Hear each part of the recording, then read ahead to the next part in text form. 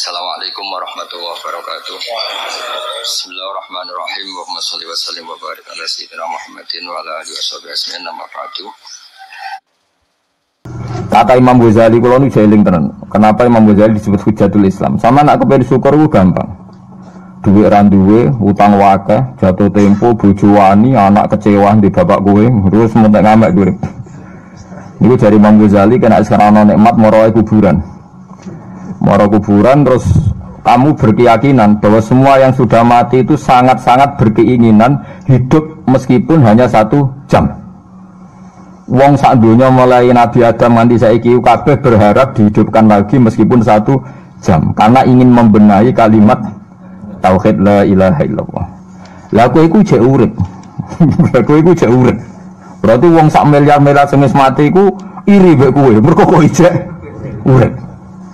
Nah, berarti terus gue syukur ya Allah, apapun masalahnya di dunia saya ini hilang semua mergo kula ijek urip. Kula balen malih. Dengan demikian kowe muni alhamdulillah aku fasih. Piye wae kowe iku duwe nikmat rupa-rupane urip yang sangat diingini oleh Firaun sekalipun, oleh Namrud, oleh Qarun, orang-orang miliarder dulu, itu sangat berkeinginan sing jenenge urip. Lah kowe nyatane sakniki napa? Bisa urip. Berarti ini luar biasa. Paham napa? Luar biasa. Ini tak warai ilmu tauhid itu. Terus nanti setiap saya ngaji setelah selesai sampean baca dijiwai. Sebab itu ketika orang kafir dimasukkan neraka itu sebenarnya Allah itu hanya bilang gini, wakilat usyrokaakum fada'auhum falam yastajibu lahum wara'awul adab. Tidak apa-apa kamu sekarang masuk neraka, kamu tidak menuhankan saya. Kamu minta tolong sama Tuhan kamu. Nah, ketika demikian kita pernah menuhankan yang paling ekstrim tentu menuhankan batu, menuhankan dewa dewi, atau mungkin Tuhan di bawah itu ya kita menuhankan uang, menuhankan sebab, menuhankan jabatan macam-macam sehingga mengalahkan Tuhan sejati Allah. Terus mereka minta Tuhan itu supaya menolong. Awalnya walhasil akhir cerita itu wadolla anhum ma kanu yaftarun wadolla ankum ma kuntum tasubun wadolla anhum ma kanu yaftarun. Itu di Quran diulang-ulang dengan beberapa redaksi. Akhirnya hilang apa yang kalian kira ada. Oke, akhirnya hilang apa yang kira kalian ada. Misalnya kita mengatakan bahwa hidup itu harus makan, harus minum. Ternyata nanti di akhirat tanpa makan, tanpa mikun orang hidup.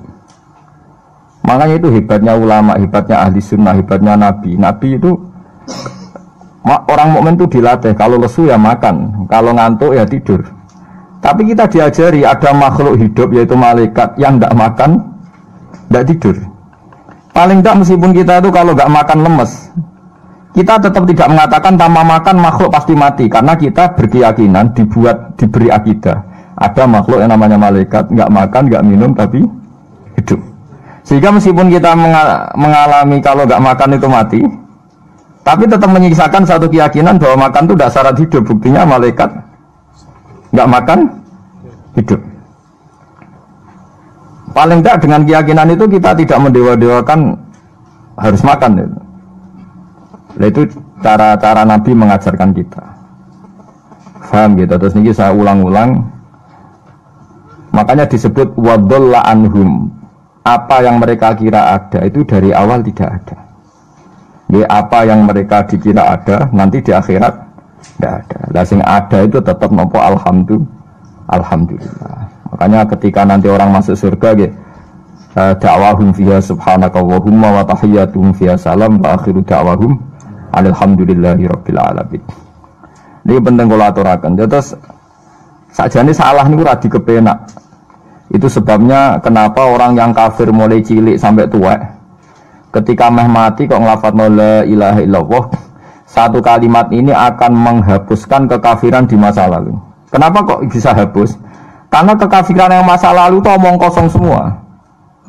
Ini omong kosong semua. Barang itu kalau hakikatnya kosong hilang karena tidak ada bukti memang tidak benar, itu kan gampang untuk menghilang. Itu padha karo wong mending ini 3 miliar ambek 3 miliar. Iku padha karo 5 rupiah. Bariku glembeng meneh, 1 triliun mbek 1 triliun padha karo 500 rupiah. Omongan glembeng itu kan ya wong edan itu kan. Muni liyane pangeran itu kan omongan ra penting semua. Meskipun yang disebut tuh miliarder tapi kan cara guru biji busa kan gampang dobong ae wong ndak.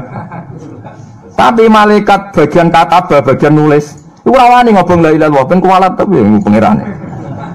Makanya saya pastikan sekali sampean nglafadz la ilaha illallah itu benar, malaikat sing sentimen mbek sampean pun ndak bisa bakar itu. Kualat den. Paham juga maksudnya? Paham ya? Jadi jelas guys ini kenapa kalimat itu begitu dikjaya. Paham ya? Begitu dikjaya. Lah soal kita ngalami di zaman akhir.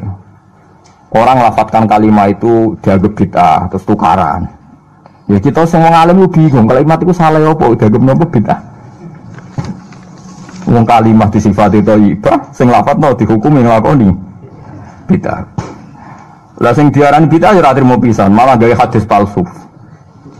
Fadilail wiridani malah palsu hadis. Sajane cara padha warase ngoten ora perlu debat bulet ngoten. Padha warase lamnya kono nganggo kapasitas ulama, kita pakai kapasitas apa? Ulama, terus kita diskusi baik-baik.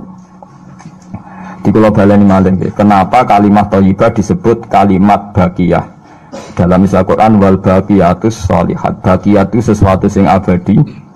As-sholihat itu sing layak, sing apik, sing selalu duwe eksistensi. Soleh maknane layak. Layak iku mergo wujud. Ya kalau baleni malah tak warai filsafat ilmu hakikat. Sing darani layak ku sitok mergo wujud. Nak barang ora wujud itu jenenge dilafadzno tapi mboten layak. Jadi barang ana sing dilafadzno tapi ora layak, ana sing ora usah dilafadzno tapi wis layak disebut sholihat. Saleh maknane apa? Layak atau punya eksistensi. Misalnya begini ya, kalau tak warai gitu, sama nang lafadzno la ilaha illallah itu benar. Ketika manusia itu menganggap yasumu maknanya menganggap itu sesuatu tidak ada tapi dianggap nopo ada, itu jenenge menganggap. Ketika manusia itu menganggap bahwa tidur itu penting, kalau orang tidak tidur itu maka dia akan lemah, kalau orang tidak makan itu dia akan mati. Sebetulnya semua ilmunya manusia itu menganggap, karena diulang-ulang oleh satu kejadian, kalau nak gak mangan itu lesu, nak gak turu itu lemes, terus dia menganggap kalau gak tidur itu orang mati, kalau gak makan itu orang mati. Itu ilmu yang dikatakan oleh para ahli hakikat hanya menganggap itu sah, karena anggapan manusia salah itu sah, keliru ya sah, benar ya sah, tapi ya hanya anggapan. Tapi dalam ilmunya Allah Ta'ala sing abadi, kehidupan itu tidak bersyarat makhluk itu harus makan, dan Allah bisa membuktikan itu lewat Allah menciptakan apa? Malaikat. Nah sehingga semua ilmu selain ilmu hakikat itu dalam bahasa ilmu hakikat disebut kita menganggap, kita merasa tahu.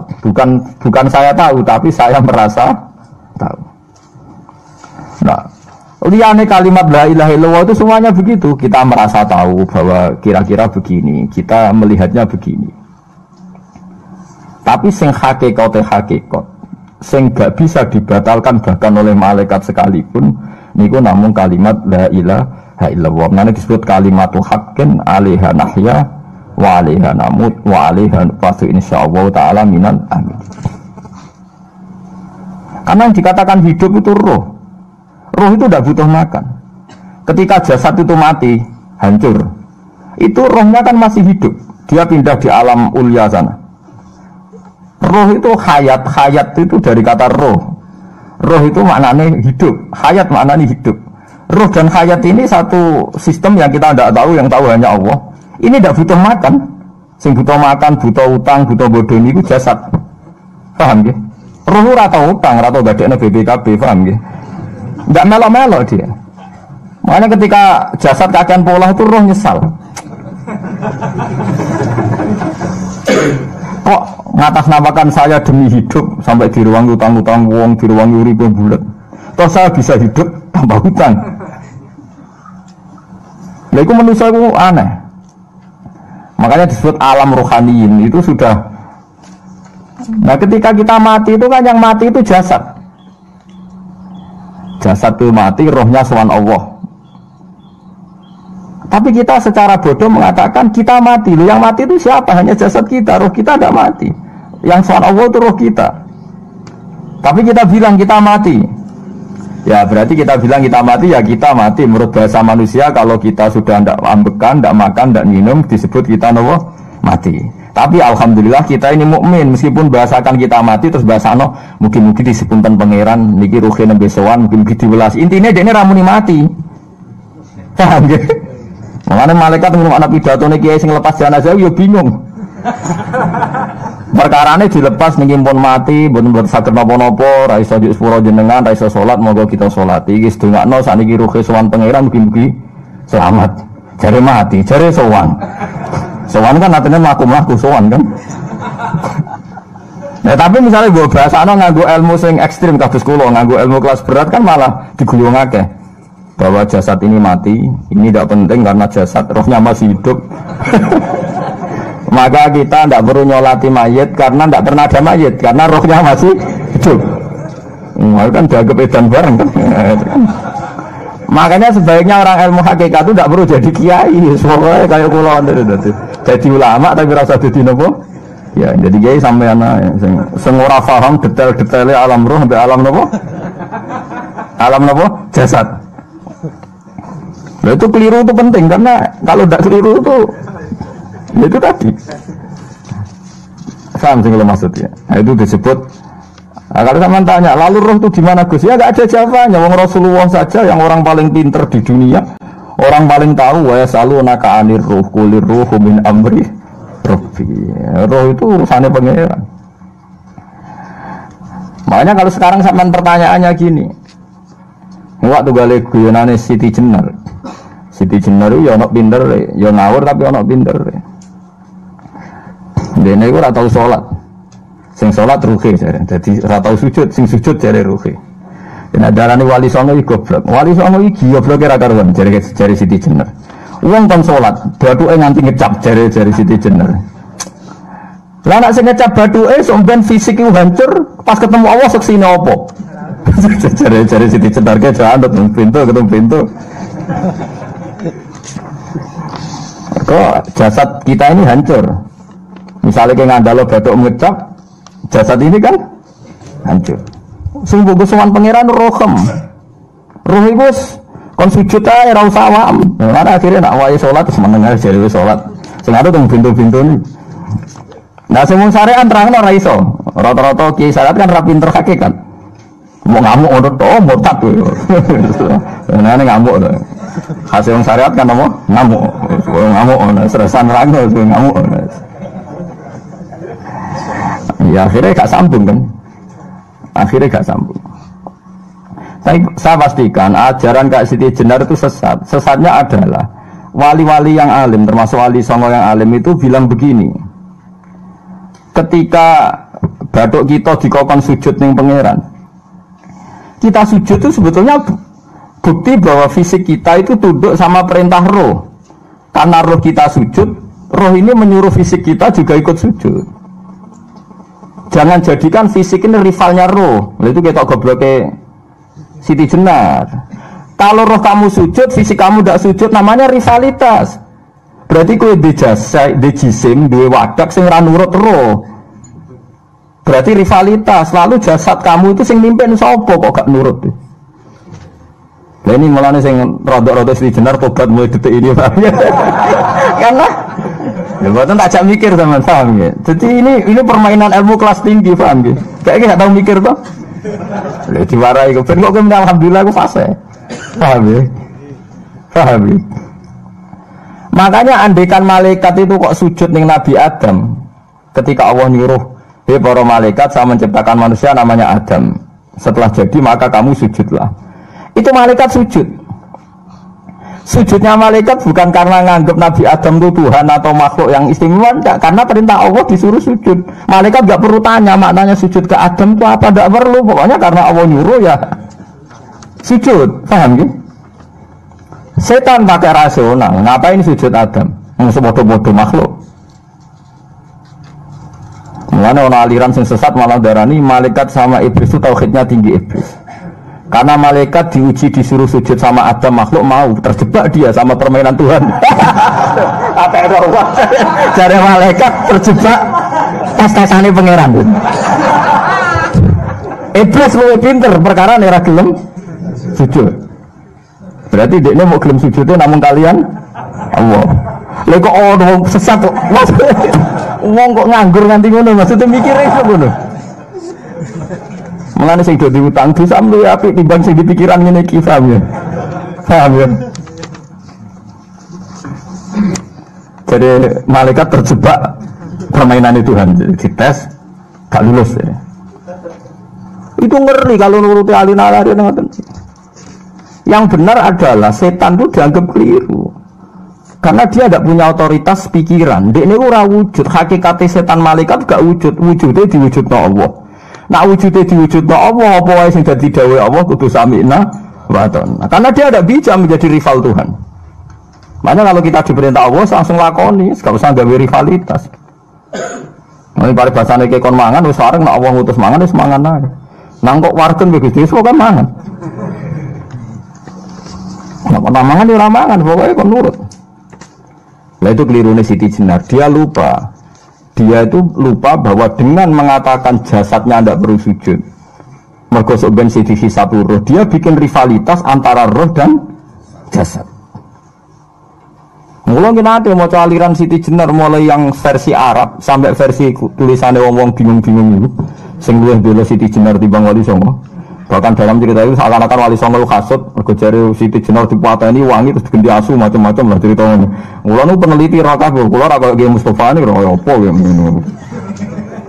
Gak jelas rohnya tapi jelas dadi kiai ini ndekne. Enak ngoten niku. Dadi ya ana wong ilmune ra pati akeh tapi jelas dikiyaino. Kula ilmune akeh ra pati dikiyaino. Jadi kekeliruan-kekeliruan ini mergo ngoten niku memang ilmu hakikat itu jelimet. Tapi sampean harus saya latih. Oke, sampean ngaji ning kene yo suwi tuwa supaya kenal sithik-sithik. Lah nanti makanya nanti menghilangkan barang batil itu mudah sekali. Karena barang batil itu hakikatnya enggak ada. Mbok ana wong muni 1 miliar ditambah 1 triliun jumlah 5 rupiah, mbok sing disebut angka 1 miliar 1 triliun lafaz ini enggak ada. Ya lafaz ini enggak ada, fakta ini enggak ada. Makanya disebut di Quran iyaquluna illa kadzib. Sebagian Quran istilah lebih ekstrim. Kaburas kalimatan takhruju min afwahihim.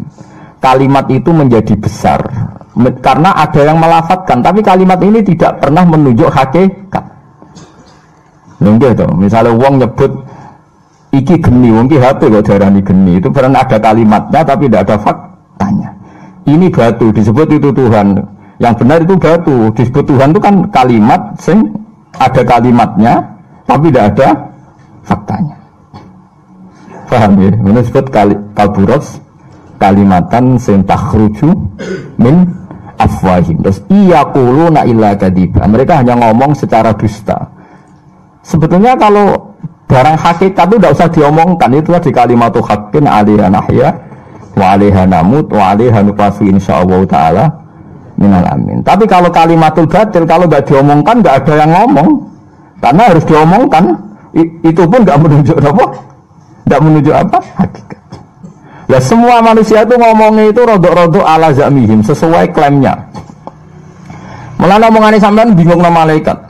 Saya jamin, buat sampean kenal malaikat atau sekolah nu malaikat sambat tenan buat omongannya sampean. Kondak gimana coba? Kita bilang saya ini kaya, baru punya uang banyak kaya. Malaikat sing nyekseni kekayaan Allah janggal kiri kok muni sugih. Terus kowe muni saya ini orang kuat karena saya presiden Amerika, saya presiden Indonesia orang kuat. Kita pun sebagai kiai bilang Jokowi itu orang kuat, presiden itu orang kuat. Malaikat sing roh langit bumi, sing roh Allah, dijayani Allah, pemene malaikat Israel. Mangkel sak boleh bahasa kuat tuh.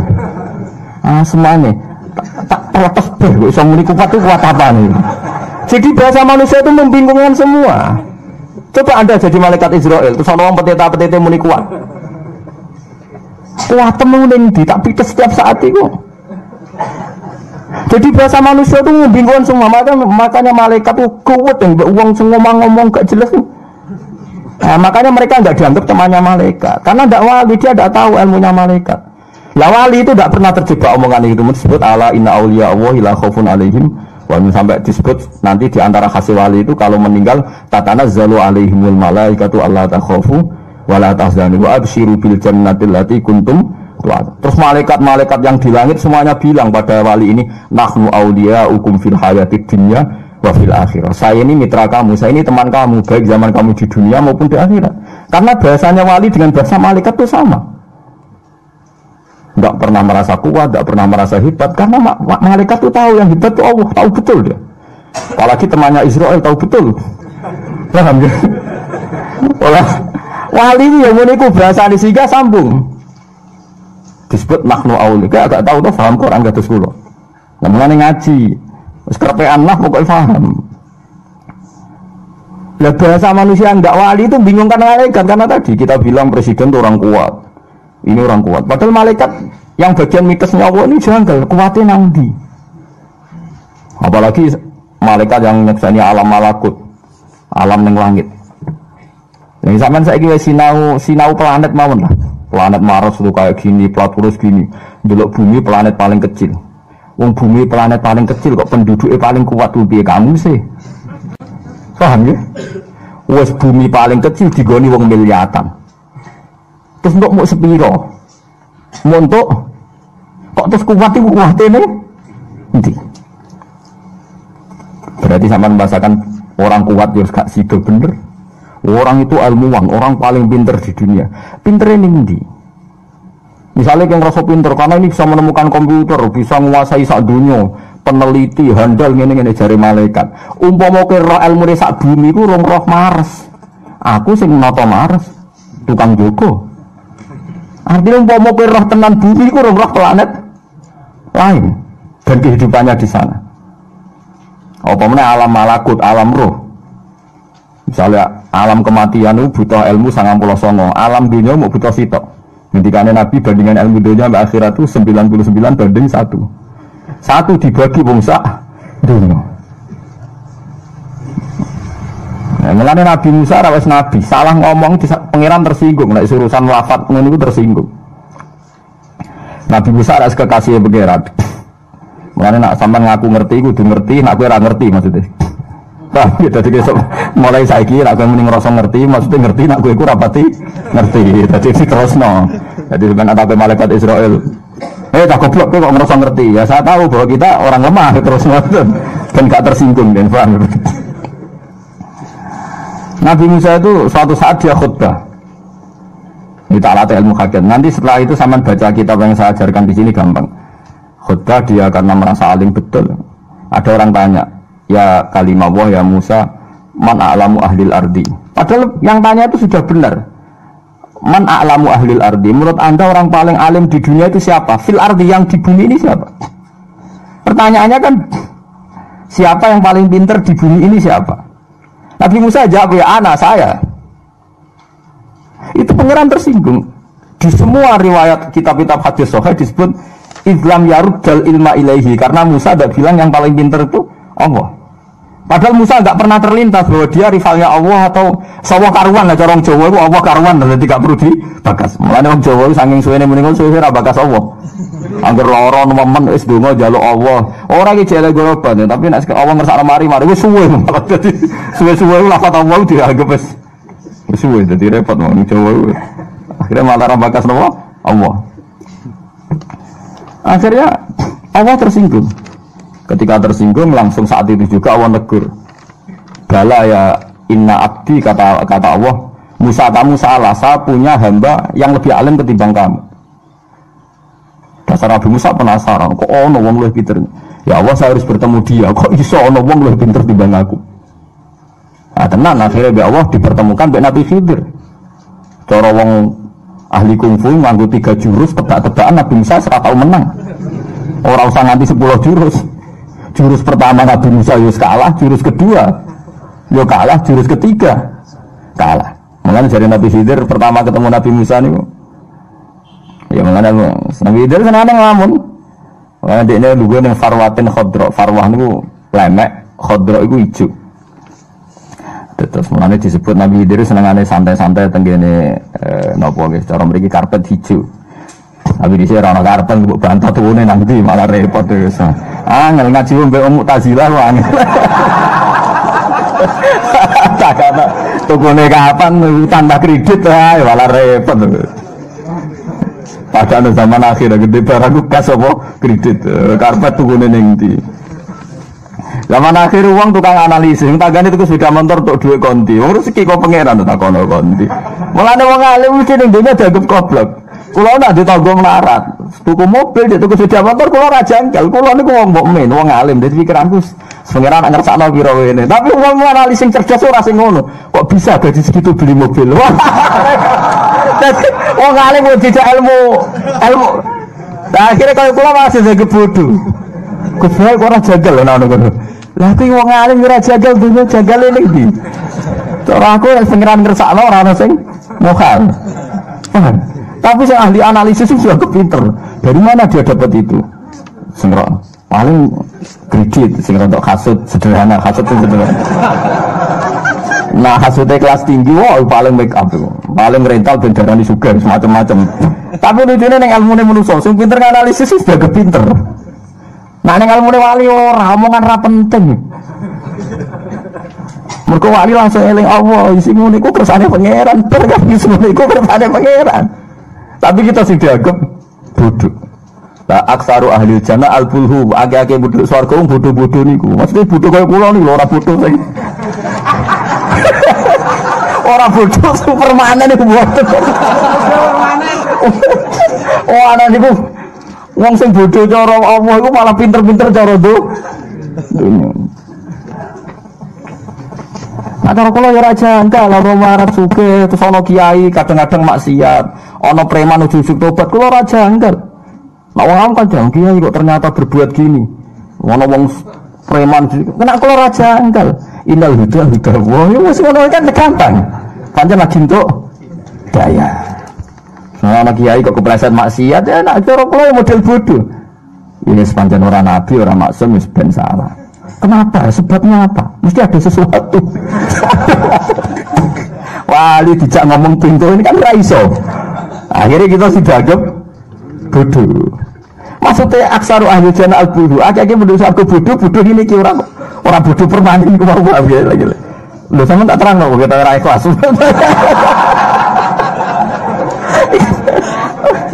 Wah, dijak dadi wali ra siap sampeyan dijak. Nah ya. Nabi Khidir barang lugu-lugono Nabi Musa salam. Assalamualaikum dari Nabi Musa. Nabi Khidir gak langsung jawab. Wa an nabi ardi assalam. Mosok ning kene ana salam. Maksudnya dia kan nyongkone urip dhewean mbek pangeran kok ana salam sapa manusa iso ketemu aku. Nabi Khidir yo kacau. Ati ora asik dijawab. Sopo. Tapi wajar apa yang mau karena ini permainan kelas 3 tebak-tebakan ya. Tapi kacaunya Nabi ya cuma melok-melok Nabi. Oh, serana sing bener ceritane ngono serana sing bener dia digawe pangeran membolak-balikkan akal. Lah ora bolak-balik akal gimana? Iki ilmu wali, sampean ora usah anut ora makome. Nah aku lah, sampean aja melok. Ajare Nabi Musa bareng takok, aku duwe kawula saleh pinter timbang kowe. Lah seputi Gusti carane kula ketemu piyambake. Soale kowe golek iwak. Sing wis mbok goreng, sana to. Iwak sing wis mbok goreng ada miktal itu orang berjawa. Apa den? Kantong. Kepes apa? Ya kepes ya, kepes. Wis digoreng. Yes, lah titenane seputi Gusti jare pangeran dawuh pangeran. Ya anggere wae wis mlayu ya iku nang kono Nabi Khidir. Akhirnya Nabi Musa wis Nabi Bani Israel kan gua ya semua ning dinggon Nabi Bani Israel gak iso den laku-laku dhewean nggawa pengawal dene. Jenenge Yusha bin Nun ning Quran disebut Fatahu. Niku jenenge sinten Yusha bin Nun. Dari bahasa Israel jenenge Yosua. Yosua dan Yalu jeneng muslim, tapi sing wani nganggo wong Kristen. Yosua ini Yusha bin Nun. Jam laku-laku. Jam laku-laku Nabi Musa kacau tenan. Ora kacau piye? Dekne wis didhawuhi pangeran, alamate Nabi Khidir iku nak iwak iku wis urip mlayu, iku alamate ketemu. Lho malah dekne ilang iwak iku perkarane suwaye sarapan. Lho tiga alamat gak mesti dipangan. Tapi dadi dekne bareng semlaku kesel iku. Sak yo sak, cara kula ngundang Mus, tiga misale ngundang terus. Iki suwaye lesu. Mangan-mangan. Jadi Nabi Musa wis dipermalukan wong iwak iki digo alamat kok malah dekne iki perkara apa dipangan. Harus kacau loh, maksudnya harus kacau, harus cara langkah banyak sang salah. Jadi Isa, waduh, Nabi Musa pesen sampai Isa. Nabi Musa kan lucu, dia kan gawa iwak. Nak iwak iku berarti alamat, iku ana Nabi Khidir, malah kan gawa wong rumah-rumahnya Isa. Maksudnya kan gak fair, malah ngongkon wong. Untung pangeran Nabi ada ngendikan ngoten cara kula, malah ngongkon wong. Tenan, akhirnya Isa cerita. Waduh Nabi Musa lali kula. Pas nang desa mriku, kawasan mriku mau. Iwake pun muncul. Terus Nabi Musa, lho kok ora ngomong. Ya Nabi Musa yo salah. Salah iku ndek sing dialamati malah kon gowo. Akhire yo pas ana kejadian gak roh to. Terus dari zalika ma kunna nabki. Ya iku sing tak goleki momen iwak mlayu ku malah lali. Dari Yusa, gue rakyat bodi, gue aku lali.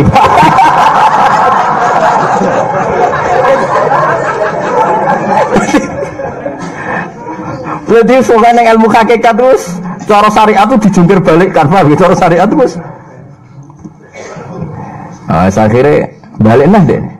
Fartadda ala asa rihima, mana nih balik nah? Bareng balik, ya silang. Iwak itu hilang, tapi Nabi Musa kan mengalami 3 kesalahan, tapi kesalahannya Nabi orang maksiat loh kayak kesalahannya satu, wong iwak itu digo alamat, kok malah ilingnya mergapi digo sarapan. Wong dene itu dikai alamat malah kon go wong. Jadi ada banyak kekacauan. Nanti pas ketemu Nabi Khidir, ya Nabi Khidir ngendikan assalamualaikum, ini gak kami jawab. Tenane dari Nabi Khidir, cara Jawa tenane. Terus ana Musa, aku itu Musa. Ini ini terhadis oke. Musa Bani Israel. Jadi antar nabi terkenal meskipun tidak pernah ketemu itu populer karena sama-sama di alam langit itu orang-orang populer. Nggak seperti sampean gitu, nggak ada datanya di itu kalau Nabi Khidir tahu, maksudnya daftar wali sekarang siapa, orangnya siapa tuh tahu dia. Tapi kalau orang-orang nggak penting nggak tahu dia, tapi, karena ya nggak masuk apa. Iya, orang mau tamar ada ID. Kalau masuk. Oh kok sampean barang ketara ketemu Nabi Khidir tak kok, man anta itu ruwet lah, iki sapa, kono koyo kowe ngono tak kok. Nah itu Musa Bani Israel dari Nabi Naam. Terus ya saya Musa Bani Israel. Dari Nabi Khidir, ono apa kan? Saya ini disuruh Allah belajar sama kamu. Karena katanya Allah saya ini banyak ilmu yang saya tidak tahu. Nabi Khidir ngendikannya datar ya. Ya biasa standar aja. Kue de ilmu sing aku ora roh, aku de ilmu sing kowe ora roh. Jadi Allah mengajari ilmu yang pada kamu yang saya tidak bisa, mengajari saya ilmu yang kamu tidak bisa. Nabi Musa wong Israel, yo ora sing kowe iso kudu aku iso. Sing gak trimo. Sing aku ora iso sangka kowe kudu aku iso. Maksudnya kowe ora iso ilmuku lho, aku penting aku iso ilmumu. Wah tetep mau kalah deh. Nabi itu jaga sok, ora level lem. Paling gue berontak tok aja. Paling gue berontak tok. Jadi fa'inat taba'tani falatas alni ansein. Pokoknya aturan pertama, setiap saya mengutarakan satu ilmu, gue oleh takok. Nah, misalnya sebenarnya oke, nggak usah tanya saya.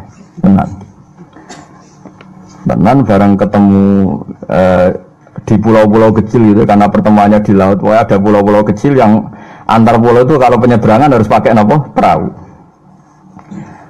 Ketika Nabi Khidir ngomongnya piye ora jelas, Nabi Musa dirapati paham, pakai omong-omongan ambek sing tukang napa rental perahu niku. Saya gak usume napa rental. Yang jelas disewakan memang pakai ujrah. Jadi wong komersial wis kunane kuno.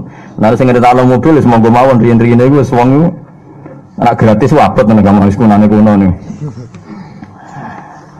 Diomongi terus sesuk Nabi Khidir dimangkakno monggo sampean sak antar ke pulau itu ndak usah bayar. Itu Nabi Musa terakhir pokoknya krungu nggak apa-apa, sampean saya antar nggak usah bayar. Ibu cek eling ya kata nggak usah bayar, ibu eling. Bangsa gratis ilingan manjen mare itu. bareng di tengah pulau itu, di tengah laut itu. Nabi Khidir ngambil salah satu lauh. Lauh itu blabak.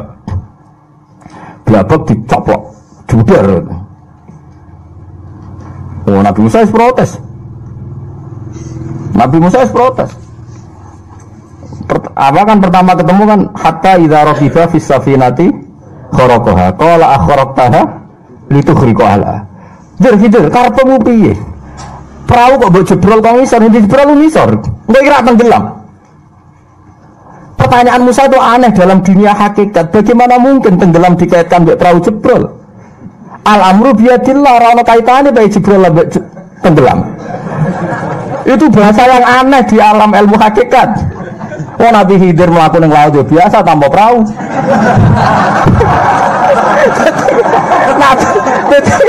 Nabi aneh, karena Nabi Khidir aneh, bahasa ini aneh.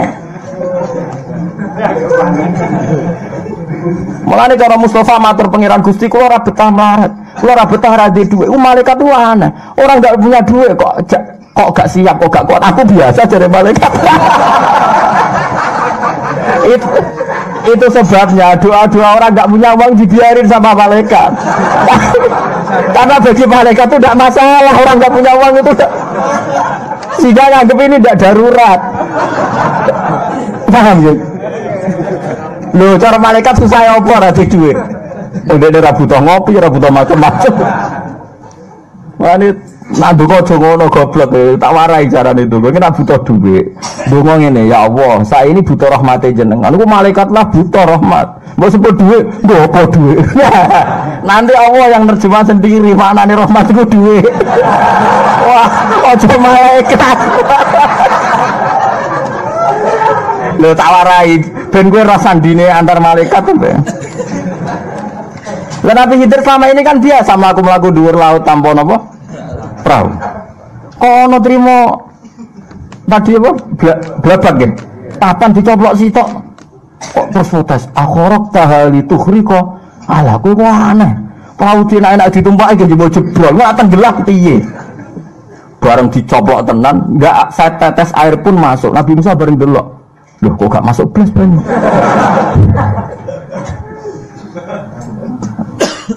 Bareng Nabi Musa pas janggal ana manuk emprit, manuk cilik lah kowe. Ke Indonesia ana manane emprit, padahal yang Arab mau emprit ora ya ora roh. Ora agar manuk cilik jare nopo? Emprit. Sing roh sapa? Pas iku manuk emprit itu manuk kecil tadi ya di perahu itu terus jupuk banyu teng nakara maknane jupuk banyu nakroh rusak. Kenapa? Buat itu sak cucuan itu. Ilmu mbek pangeran koyo iku jadi maksudnya ilmune manusa sak dunya iku dibanding ilmune pangeran koyo lautan dibanding sak nakroh sak cucuane manuk. Iku dibagi sak dunya. Termasuk koyo kowe ora rowan ngene iki jadi teman-teman. Akhirnya Nabi Musa taslim nyatane iku dicoplok ya ora perahu banyune ora piye. Terus Nabi Khidir ngelingno. Kamu gagal perjanjiannya kan tidak boleh tanya. Kamu tadi sudah tanya. Perjanjian Nabi Musa la tu akhidni gimana sih itu? Ya wajar aku lali spontan.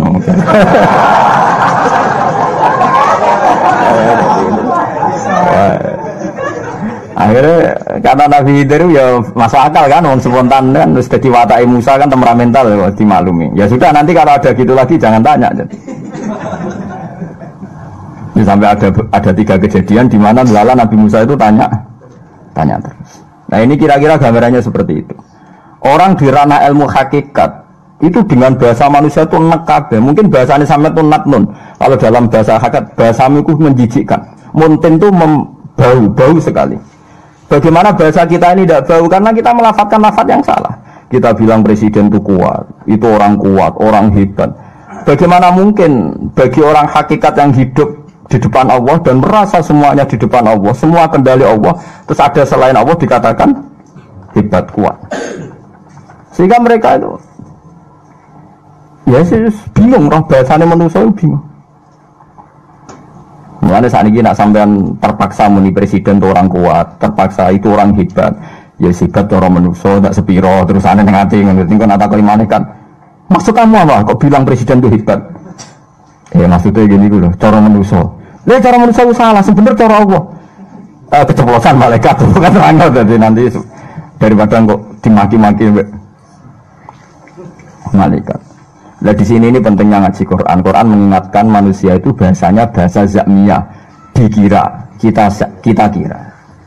Selain menyangkut la ilaha illallah, ilmu nama manusia itu dikira. Kalau hakikatnya hakikat ya tadi la khalqus samawati wal ardi akbaru min khalqin nas. Makanya disebut Allahu Akbar. Makanya kita sholat, setiap sholat kita mengkafaroi semua kesalahan bahasa kita. Salah ora kudu zina, ora kudu maling. Salah bahasa itu dieling-eling mbek pengen darani presiden orang kuat.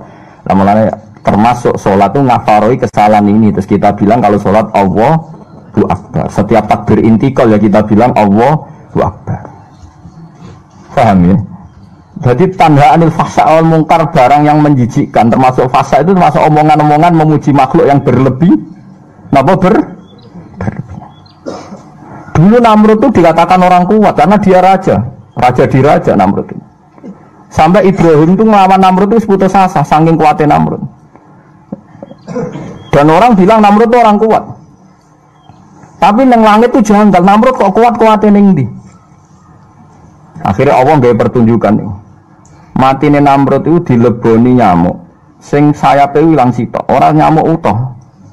Jadi irungnya dileboni nyamuk, sing sayapnya mau karek sitok. Mlebu ning irome Namrud terbesemanyam ning gone uteke Namrud.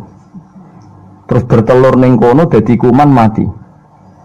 Mergo Allah itu tersinggung mosok demo Namrud dipateni Jibril. Kok pamane kuat musuh kuat.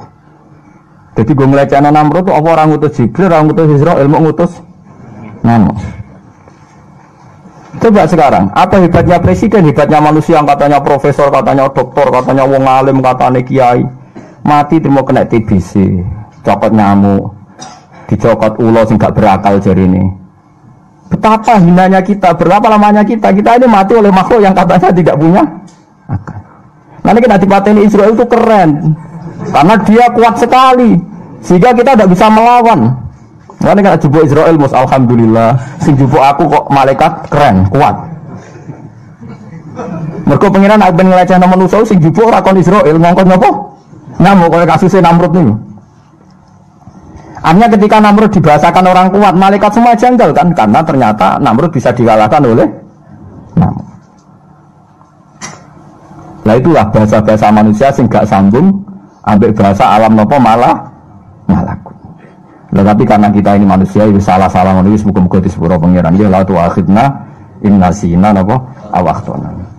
Jadi kalau waca terus mangke badhe ngaji maca sing kula sukani niku 7 kali diniati kalimat niki sing sampean pendam, sampean simpen ngantos ketemu Allah Subhanahu wa taala. Liyane wis basa-basi ketemu manusia lah, pantese muni wong hebat, wong kuat wis basa-basi. Ora usah tok ati iki bahasa-bahasa gitu ora usah napa? Tok ati. Sekali tok ati sampean masalah dengan Tuhan ya. Nanti berhadapan-hadapan dengan apa? Tuhan. Meniki kula waca niki kitab Khilyatul Auliya. Kitab ini itu pegangannya Imam Ghazali. Jadi Imam Ghazali sebelum jadi orang alim alama itu beliau menyarikan ihya yang 4 juz itu dari kitab ini. Kitab ini semuanya kalau di kitab saya itu 14 juz. Saya tidak tahu yang milik sampean berapa juz, tidak tahu. Nah, itu kan. Jangan-jangan tidak punya, jadi tidak ada juznya. Nah, ini makalah ini di juz 10, terus di antara fatwa Imam Ghazali itu di akhir bab, ketika beliau mau menutup ihya, itu wa'alika bimutola'atil khilyah kata beliau. Kamu sebaiknya sering-sering baca kitab apa? Khilyah. Alhamdulillah saya punya. Ya dan jenengan kudu syukur. Maksudnya anak syukur kok Gus Bak duwe terus dobral. Mengko sing duwe kuwe terus piye? Kira ora duwe maksudnya. Ora piye-piye. Selama ini gak di kitab yo tenang ae. Tapi masalahnya kowe disalahno pengen ora di kitab kok diutang lho opo gitu loh. Maksudnya nek di kitab yo diutang jadi gak ruwet urip iku. Nah, masalahnya kita kan gitu, selalu kalau tidak bisa baik kok bisanya buruk. Boleh nak iso apik ya iso elek kan apik itu. Paham? Itu masalahnya kita kan di situ. Paham ya? Jadi kalau dua kitab ora apa-apa, tapi masalah itu ya kok dua masalah gitu. Tapi ora apa-apa menungso, ya ora apa-apa.